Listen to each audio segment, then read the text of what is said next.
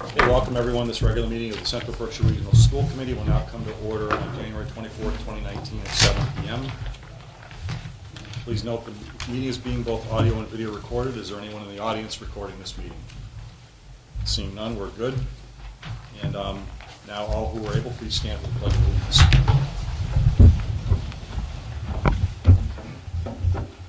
I pledge allegiance to the flag of the United States of America and to the republic which stands one nation under God, indivisible, with liberty and justice for all. Okay, thank you. Superintendent, please take roll. Dr. Crafties? Yes. Mr. DeFazio? Here. Mrs. DiTomaso? Here. Mr. Emerson? Here. Mr. Farley? Here. Mr. Hagmeyer? Here. Mr. Hinckley? Here. Mr. Locatello will not be here. Mrs. Ladizori will not be here. Mr. Less is not here. Mr. Peters? Here. Mrs. Tucker? Here. Mr. Wayne here? Not here. Mr. Amercost? Here. We have an open seat in Washington. Mr. Bartels? Here. Our CBA rep is here. And our student rep here. We have a quorum. Okay, thank you. Chair validates this agenda in accordance with Mass General Law, Chapter 30A, Section 18 through 24 is a valid agenda. And at this time, any responses from the audience? Mr. White. As many of you know, I've decided to take another position as the technology director for the Pittsfield School District. I just wanted to say thank you so much for the opportunity to work for Central Berkshire. My heart will always be in Central Berkshire. All of my kids will have graduated from Central Berkshire as of next year, and I really appreciate the opportunity. Thank you so much, everyone. Thank you, Rick. Thank you. And good luck.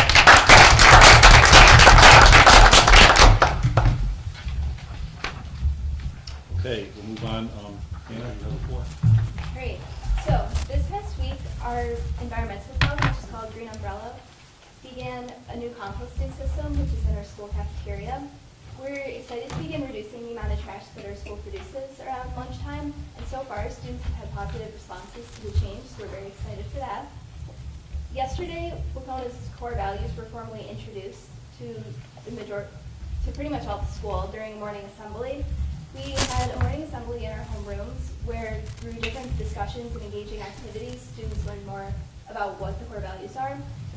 Our acronym for our core values is RISE, which stands for Resilience, Integrity, Self-Direction, and Empathy. So I'm glad that we were able to finally get that rolling and make people more aware of it. And finally, Wacona's women's basketball team recently won their 10th win of the season, and that qualifies them for the Western Mass Tourney, which we're very excited about. Thank you. Any questions for Hannah? I was there last night for the win. It was a good one.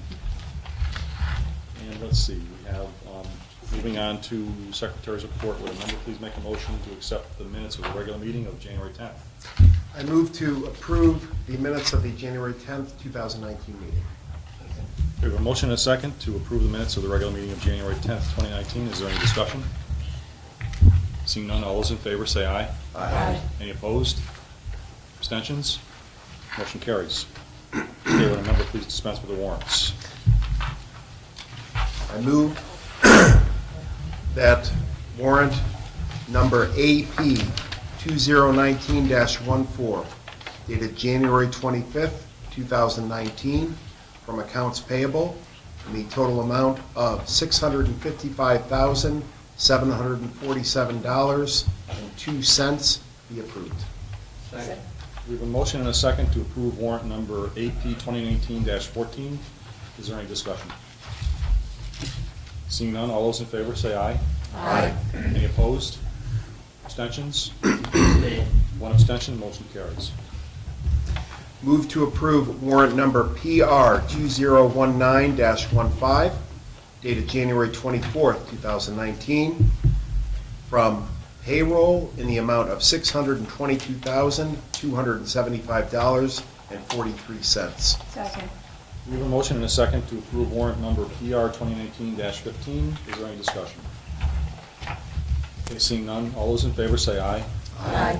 Any opposed? Abstentions? One abstention, motion carries. Move to approve warrant number PR 2019-15D dated January 24th, 2019.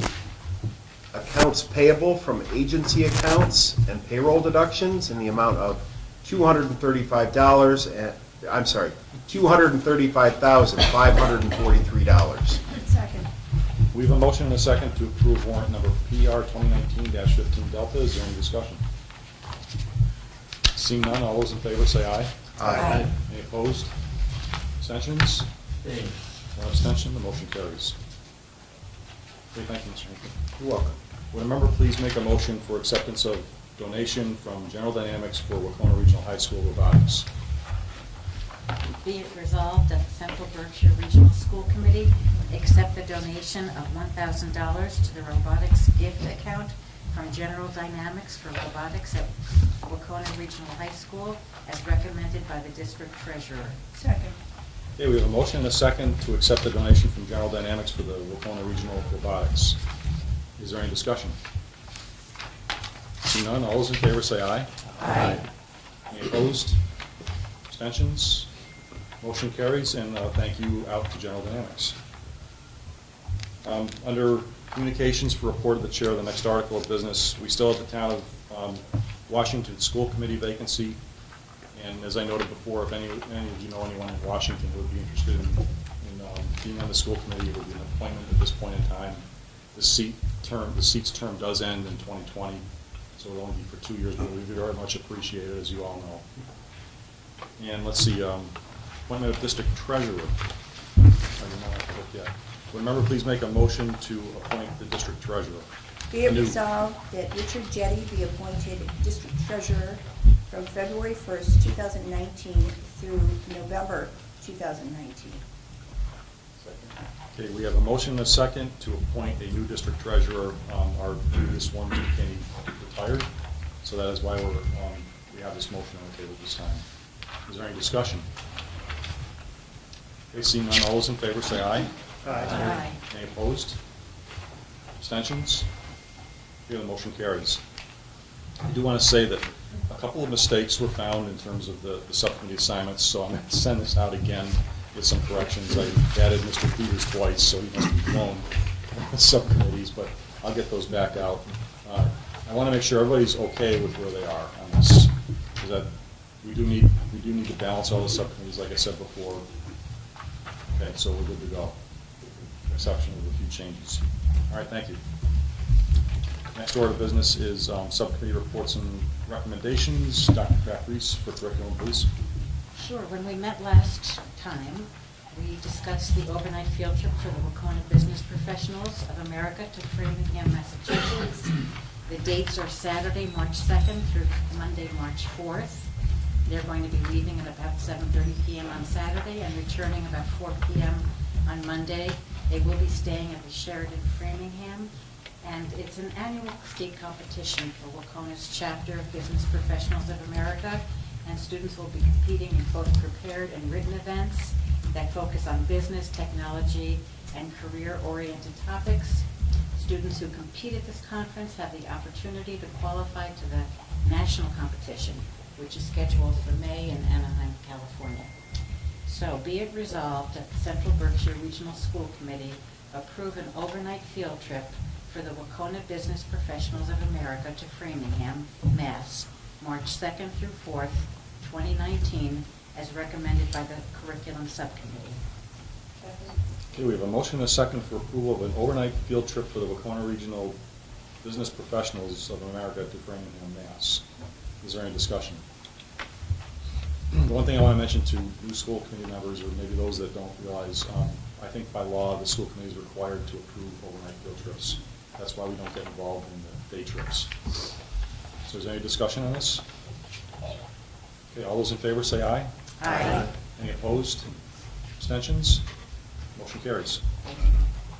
Okay, finance. Okay, so the Finance Subcommittee met on January 15th at the central office, and we had several items on the agenda. One of the things that we discussed was the building status report that Melissa Falkowski had provided to us. And it was about, look here, 13 pages long. There's a PowerPoint presentation, and the highlights of that presentation were that the district administration performs walkthrough inspections of all the schools 3 times a year. The district currently uses an online ticket system for maintenance requests, and the ticket system tracks those requests. Although currently not all the staff are currently using the ticket system, but they are encouraged to do so. The overall building conditions were summarized as follows. Beckett, Washington, and Kittredge are above average.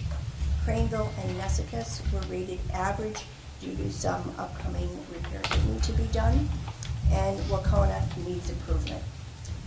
Future projects for Beckett, Washington, and Craneville also include security improvements for the front entry for the safety of the students. The next item that we discussed was the 2020 budget discussion. Melissa Falkowski opened the discussion by stating that the budget will change following the insurance decision by Berkshire Health Group on January 28, 2019.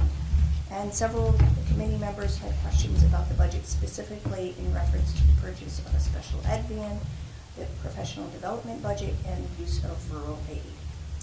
Some of the committee members also expressed concern about town assessments exceeding 2% in our current environment where we're considering the school building project. And the committee recommended that the town assessments should be targeted at 1.5% rather than 2%. Mr. Galakatel also suggested that future budget presentations should include FTEs rather than just numbers in schools, but showing what the FTE result is. The rural aid information discussion then took place. Melissa Falkowski explained the planned use of the rural aid funds, specifically that the funds have to be spent by June 30th, 2019. The amount of $246,000 in rural aid funds would be allocated as follows. Technology needs $115,000. Security upgrades to 3 elementary schools, $53,000. Additional special ed teacher at Craneville, $40,000. And the purchase of a special ed van for $38,000. The subcommittee voted to recommend to the full school committee that the superintendent's proposed rural aid expenditures be approved, and I will be making a motion to follow. There was no executive session, and our next meeting will be held on January 29th, 2019 at 5:30 p.m. at the central office. Topics for discussion at that meeting will be the fiscal year 20 budget, insurance, and an executive session to approve past minutes from an executive session. Any questions? Just one comment, the presentation that was given that night, can you make sure that is available online in the subcommittee report? Yes, we can. Okay, thank you. Thank you. I wouldn't share it, but I will. So the motion I'd like to make is, be it resolved, Central Berkshire Regional School Committee approve the expenditures as listed totaling $246,000 for the use of rural aid funds as recommended by the Finance Subcommittee. Specifically, technology needs $115,000, security upgrades to 3 elementary schools, $53,000, addition of a 4th special ed teacher at Craneville, $40,000, and the purchase of a special ed transportation van for $38,000 for a total of $246,000. Second. Okay, thank you. We have a motion and a second for approval of the allocation of rural aid funds. Is there any discussion? Seeing none, all those in favor say aye. Aye. Any opposed? Abstentions? Motion carries. Any further report from policy, or from finance, rather? Oh, no. All set? Yes, Okay, thank you. All right, move on to policy. We have not met. We will be meeting soon. The plan will be to bring forward an update on the strategic plan by the March 28th meeting. It want to do the March 14th meeting because that's the final budget, so we'll do the 28th. We'll give everybody an update where we are in the strategic plan at that meeting. Okay, thank you. And personnel. Well, Mr. Lechtel isn't here tonight, but I'm going to be requesting that we go into executive session. So be it resolved Do you want to do that at the end of the meeting? at the end of the meeting. Okay. Yes. So we Is can that go to okay? the end of the meeting, Gotcha. if the committee doesn't object. Okay, that way we can adjourn from executive session. Perfect. Is that it? That's it. Okay, safety and wellness. We have not met. I think there was some discussion as to a representative from the school committee, maybe even from this specific subcommittee, to serve on the school health advisory committee, which is something I've done for the past couple of years. It's a wonderful group of people. They do tend to like to meet after school hours. That way they have a better representation of, you know, their members there. For me, that was difficult to do, so they were making the meeting later, and attendance for them was dropping off. So if anyone is interested, it really is a good committee. They meet 4 times over the course of the year. Mostly the school nurses, food services, and high school assistant counselors are the ones who are represented. And also Carrie, thank you, Carrie, what last name? Mason. Thank you, I always forget her name. Carrie Mason, who works at the high school. And the meeting obligations are, what, just a couple times a year? 4. 4 times a year? They meet about 4 times a year. She will send out a survey to see, you know, what works for everyone. Okay. Meetings usually last about an hour. So they usually start about 3:30, 3 o'clock? They've been starting at 5. What, 5? Okay. But I think they would like to meet closer Earlier. to the end of the school day. All right. So I can't really speak for them as to when they would continue to meet. All right. So if anyone is interested in this need, let us know. And I think it would be, you know, if somebody from safety and wellness were interested, it would be a good connection. Yeah, I agree. But it doesn't have to be. Okay, And that's all. thank you. All right, the Wacona Building Project. We had a meeting tonight, and it was to address a reconsideration of the geothermal project, or the geothermal aspect of the school building. And it was fairly well attended by the public, about 50, I would guess 40 to 50 people were there. I might be overstating that a little bit, but at least, I think 10 spoke, more in favor of geothermal than against. We held, I wanted only 10 minutes, but it went to 26. That's okay. We want to hear what the public has to say. And we did run it parliamentary-wise. I mean, the building committee had been very generous in terms of interaction with the public and letting them ask questions and that. Tonight, we wanted to stick to procedures, so that's what we did, and it worked out well. No one seemed to be too concerned about it or concerned at all. There was a lot of good dialogue, a lot of good deliberation on it, you know, for and against. I want to note that Anna Duquette, one of our students at Wacona, took a position for it, which was really not where we were going, you know, for keeping it, and she did a really great job. So that takes a lot of courage, you know, to stand up in dissent against something like that. So great for her, and I think everybody heard what she said in the room. If we had the resources in the communities to do it, we would do it. But it was one of those things that just became the tipping point in many towns. And you know, I don't like seeing my name in the paper, and twice in a week is way too much. But you know, you got to advocate for it when the committee makes a decision, and that's what I did. And I believe what I said. If we could do it, we would do it. If I could do it at my house, I would. But it's an expensive undertaking, and honestly, it came down to the fact that it was the price, you know, the price tag, which was $2 million, and it was the payback. I think that people didn't see the return on investment right away, even though there's a return on investment in terms of the environment, but you know, it's where you have to pay for this that makes the difference with some people. And I noted at the meeting, I'm sorry that it had to come down to something like that for a building. And it'd be sad if people voted for or against because of the decision that was made tonight. It ought to be on the merits of the school building itself, but that's where it is, and geothermal is out. It's the baseline's back in. That doesn't mean there won't be air conditioning in the school.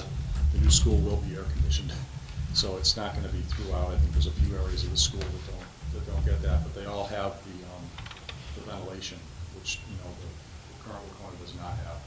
So there's still a lot of benefits, and it still leads silver, so there's still a lot of environmental advantages to the building being built, insulation, just the whole envelope's going to be tighter than what we have now. So that was it. We move on. DRA and Skanska know what they have to do now in terms of getting the final pricing in place, so we ought to hear about that at the end of this month, the beginning of next month. We take the vote on the 14th.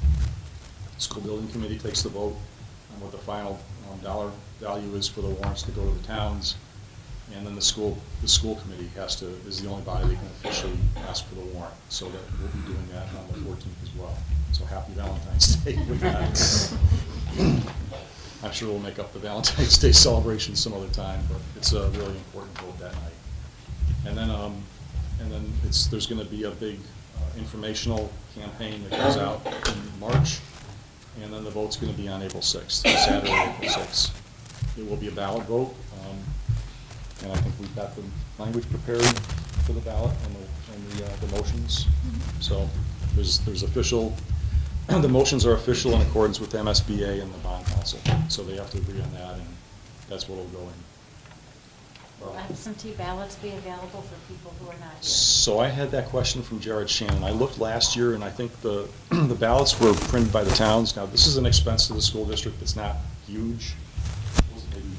It was under 10,000. It was under 10,000 for the feasibility study. So we'll reimburse the towns for all their costs of having the vote that day and printing the ballots. But I think 2 weeks is what I remember last time. So we're going to go through and verify that again. Okay.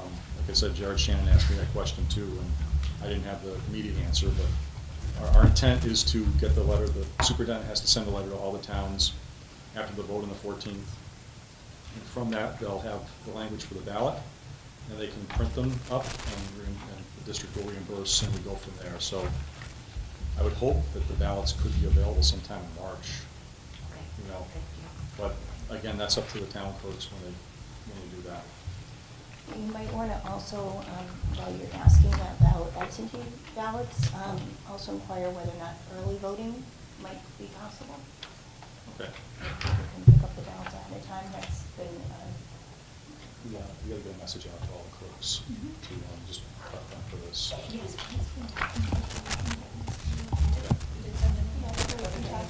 All right, so it's started. thank you. Good. Sean, did you say that the committee took a vote in the geothermal and out? Yes.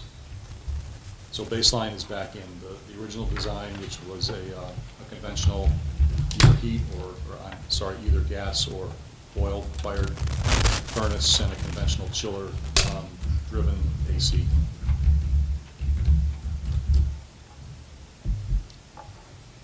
Anything else?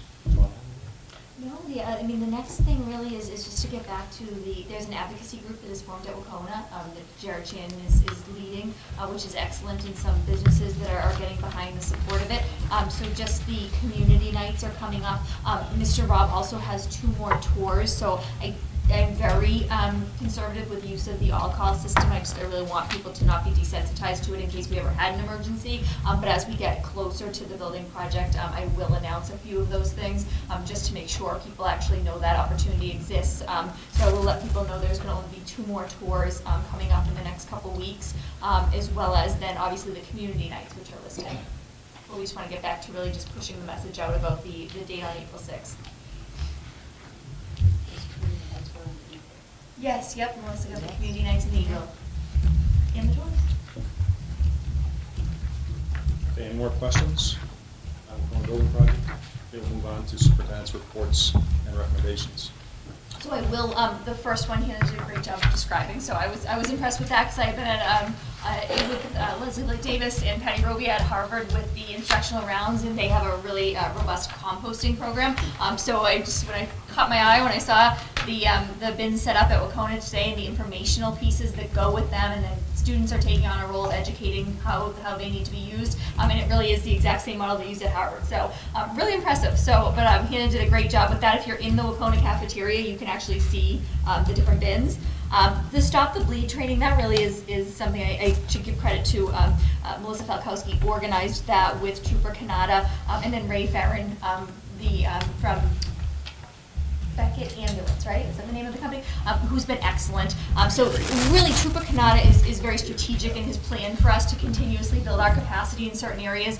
You know that we've done a lot with the lockdown drills. We did the reunification drills last year. This year, he really wanted to push out the Stop the Bleed training, which is a national awareness campaign just to give people the basic knowledge around life-saving techniques in the event of a trauma. I did not know, and you kind of probably see in the information, that it's the #1 cause of preventable death is the inability to stop the bleed.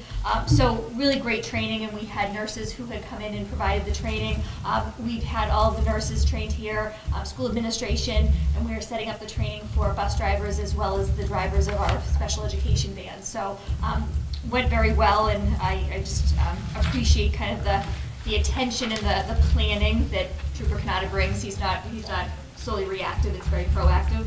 I did include the letter to the select board. I have not gotten any specific requests to meet, which is fine. I think that a lot of people anticipate they'll come to the 7-town meeting. But if you hear people say that they do want to meet, sometimes people will say that but not reach out, just let me know, and I will certainly reach out to them. But I did send that out just to give the offer, especially with the building project coming up.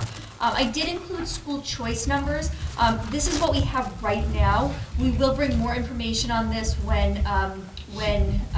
we have more information later in the year after Greg has gotten some more state reporting. But we did receive 49 new students in through school choice this year. The highest number of students that came into the district was in 6th grade. We have 198 students currently in the district. It's the numbers on the students who are out of the district that are not fully confirmed right now for us to share, but we will bring those numbers.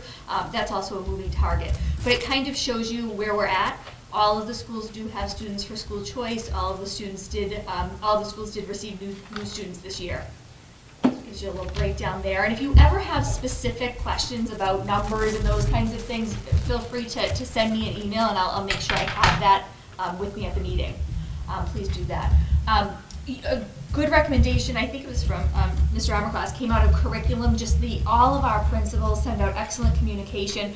They send out internal weekly communication to their staff, but they send out a weekly communication to parents.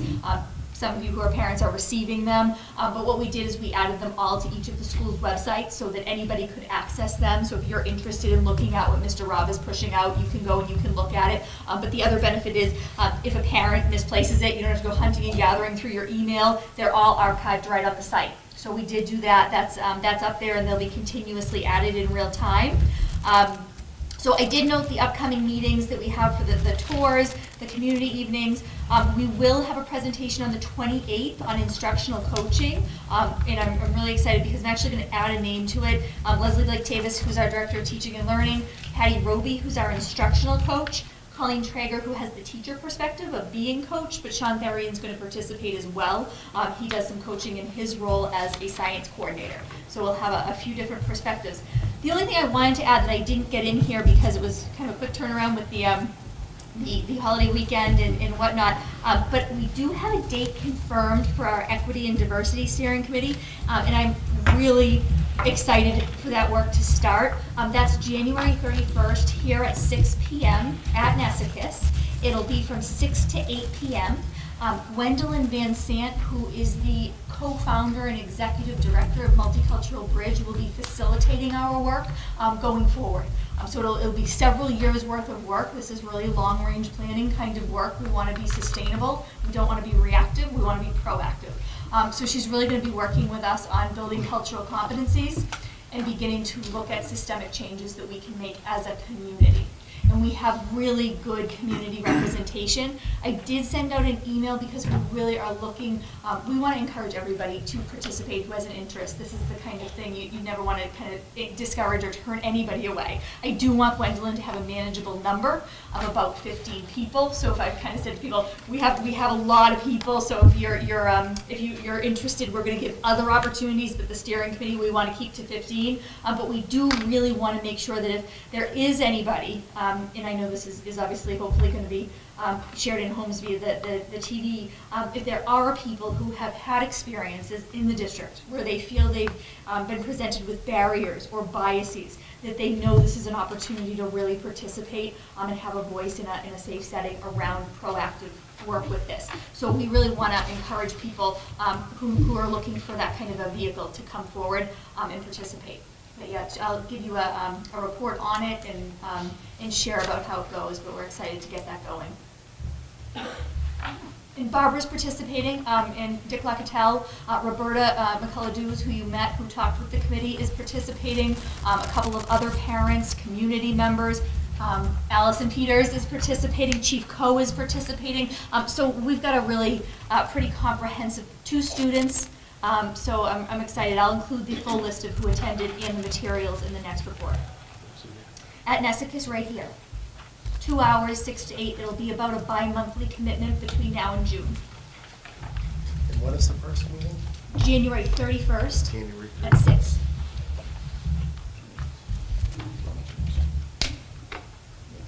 Oh, I did. Didn't I? You mentioned people meeting with you. The letter, so, oh yeah, just to make sure, the letter that I mentioned is right behind my report. That's the one I sent to the town saying if you do want to meet with me. But again, sometimes people will chat in the towns and say, oh, I haven't had an opportunity to meet, but they don't call me, so just facilitate getting me, and I'll call them. I'll find them. So just another point here to drive it, again, that this is the 7-town meeting on February 21st that we have planned that's going to be here at 7 p.m. So the 7-town meeting is here, in here, at 7 p.m. that evening. That is school break, so, it's a risk that we take, but we try to usually get the meeting during a better time that month if we can, but this is the only time we can do it wedged between our other meetings. So we've had good participation in the last several years. Just about every town shows up to this. They have at least one select board member, sometimes town administrators. They have one, and maybe one person from finance. So it's a good group of people that let us know the pulse of the towns. Superintendent's also noted several personnel changes, one of which is Mr. White. Congratulations again. And I'm not aware of any old business or new business. Again, if there's any business that you want to have added to the agenda, let us know. We'll be coming up with the agenda for the 14th this week, probably, on Friday. So, but that doesn't mean we can't add something in the week to follow. And at this time, I believe we have to go into executive session, and from that, we will adjourn. So, actually, before everyone goes, if we're going to, remarks for the good of the committee, we'll do that first, and then we'll go. So does anyone want to make any remarks? Okay, thank you. We'll go into executive session. Be it resolved that the Central Berkshire Regional School Committee goes into executive session at 7:33 p.m. in accordance with MGL Chapter 30A, Section 21A3, to discuss strategy in preparation for negotiations with the CBRSD unit, for which the chair has declared an executive session is necessary to protect the bargaining position of the committee and to not reconvene at the conclusion. Second. Okay, we have a motion and a second to go into executive session. The superintendent will take a roll call. Dr. Crabtree? Yes. Mr. DeFazio? Yes. Ms. DiTomaso? Yes. Mr. Emerson? Yes. Mr. Farley? Yes. Mr. Hagmeyer? Yes. Mr. Hinckley? Yes. Mr. Peters? Yes. Mrs. Tucker? Yes. Mr. Auerkhauser? Yes. I didn't see him sitting We're in there. executive session.